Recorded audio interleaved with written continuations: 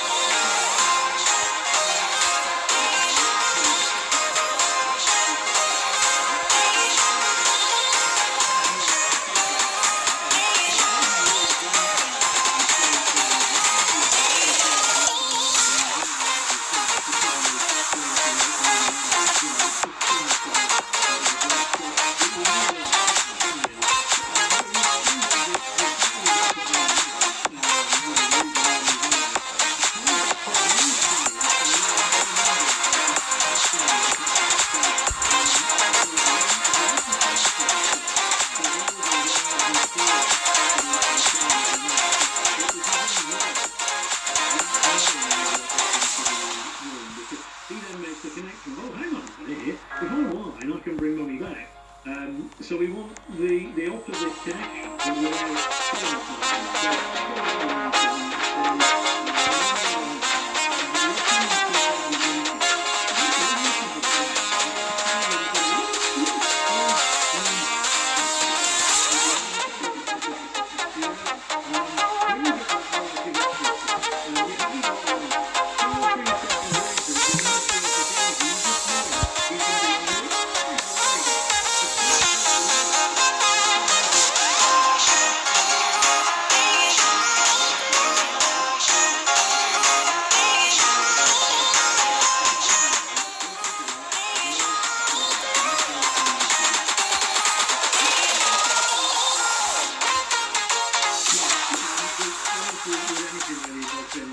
need to do it again and again and again.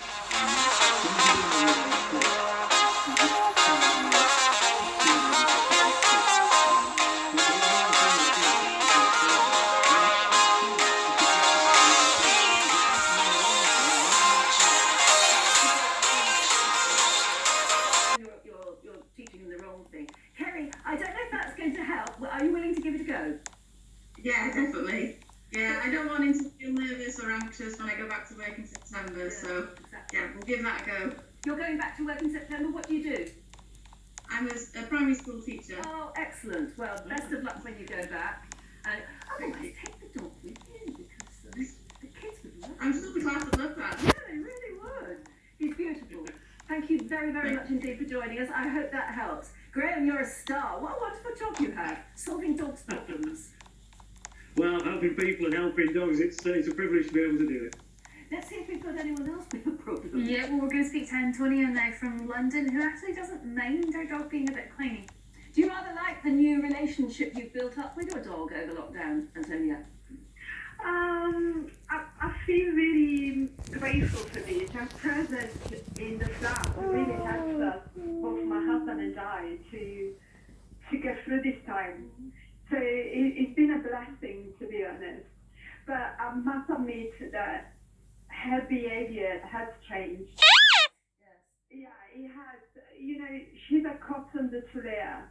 Cottons are notorious for being quite clingy.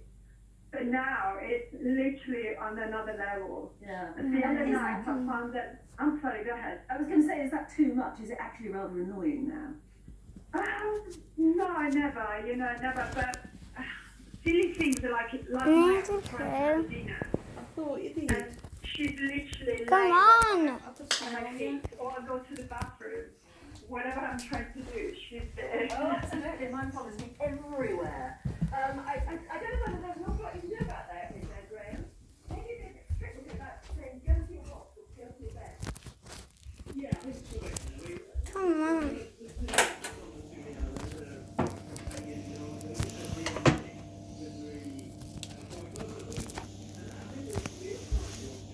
There you go. Okay.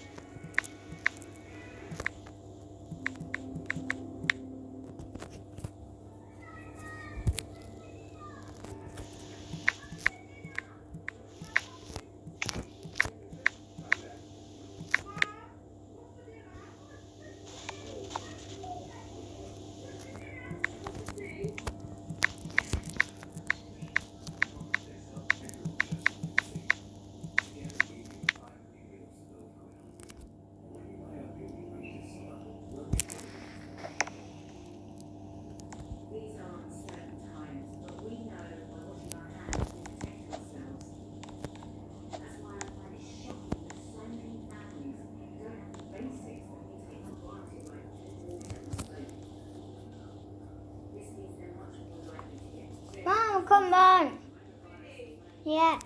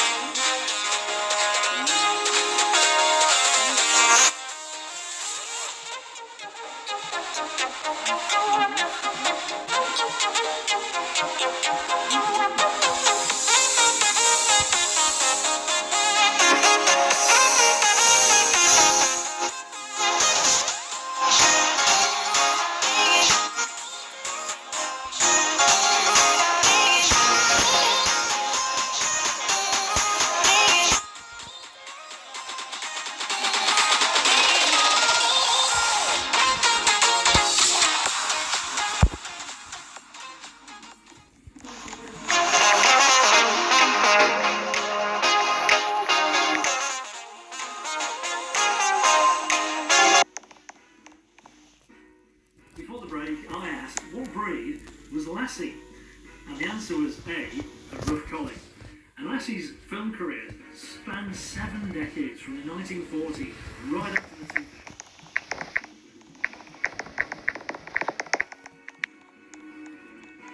Welcome back to the show with Gemma, Ian and James, and it's time now to bring you our stories of the day. And pretty shocking news to start with as well. You sort of, when it happens to Marks and Spencer's, you think, my goodness, this is really serious, don't you? Marks and Spencer's to slash up to 7,000 store jobs. Of course, we heard about Debenhams yesterday. This is Marks and Spencer's. These are going to be the jobs in store, particularly where there are the big clothing stores, because their food stores have been doing pretty well all in all.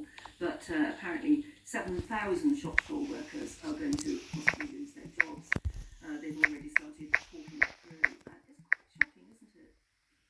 It is, but it isn't. Scale. It is, but it isn't. Why I is think it isn't because the writing's been on the wall for Marks and Spencer's for a number of years. I spent 3 years of my life when I had a proper job working for an investment bank, advising Marks and Spencer, first of all, on restructuring and also avoiding being taken over. So I spent a lot of time...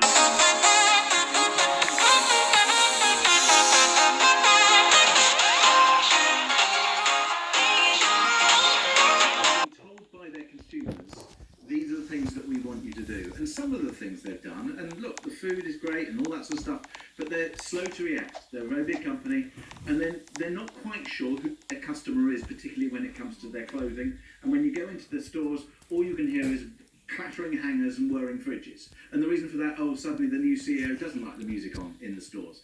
And the windows displays aren't quite. But that's kind of symptomatic of a business that is not ordering the right clothes, not getting the right price point, not consumer focused in the way that they should be. And they've had retail opportunities to buy brands that would help them appeal to the younger shopper who really just ignores them. And this is symptomatic. So yes, I was going to say, is this another case of then the COVID-19 crisis sort of accelerating something that might have happened anyway, although not so hard? It'll be very interesting to see what the landscape of our high street looks like in a few years, because even if you take out coronavirus, it's sort of starting to change. But interesting that years ago, all the infrastructure was sort of being geared towards perhaps we were going to go the way of other countries and have malls and have like huge amounts of parking outside these big centres. And then actually, it didn't really go that way, because then suddenly things like coffee shops filled up the vacant spaces in the high street. I think we're always going to have room for a high street, people to go out, to gather, to have a coffee, to look at things. If you want to buy a telly, you want to see it. If you want to go and buy a present or a wedding dress with your But here's the danger. It's got to change. Here's the danger with generic products and the retailer that's selling on behalf of somebody else. If it's a brand, they don't care. They don't mind whether you buy online or from them from a showroom. But say, for example, you've got a store on the high street that says, oh, have a look at this telly. And then you go, yeah, but your price is too high off the internet, but I've seen it, thanks. And that's the problem. We've got but they want to come, I think, like showrooms or like destinations. Some places are even trying to make it very Insta-friendly. So you go and it's almost your day out and you see what they buy and then you buy it from them elsewhere. Well, I imagine you've been doing a lot of online shopping. Yeah, and that's the trend. I think the